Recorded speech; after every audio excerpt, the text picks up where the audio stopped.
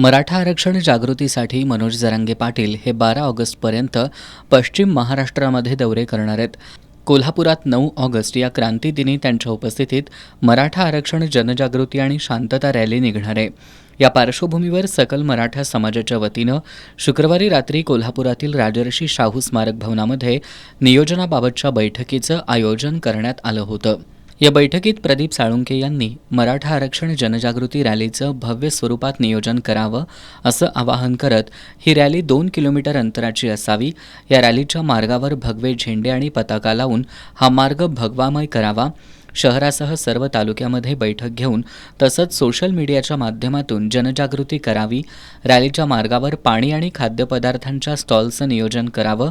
कुणाकडून रोख रक्कमेच्या स्वरूपात मदत न घेता ती वस्तू स्वरूपात घ्यावी. रॅलीमध्ये सर्व मराठा समाजाला सामावून घ्यावं. यात राजकीय नेते सहभागी झाल्यास त्यांचा अवमान होऊ देऊ नये असं आवाहन त्यांनी केलं.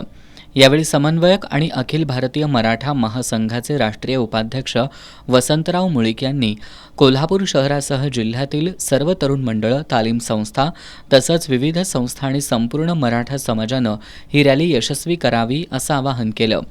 बैठकीला शाहीर दिलीप सावंत, शहाजी देसाई, सागर पाटील, कुंडलिक बिरांजे, राजीव लिंगरस, संजय जाधव, राजेश पाटील, नानासाहेब खंदारे, किशोर मरकर, गणी आजरेकर, सुशील भांदिगरे, शैलजा भोसले, सुधा सरनाईक यांच्यासह मान्यवरांनी मनोगत व्यक्त केली.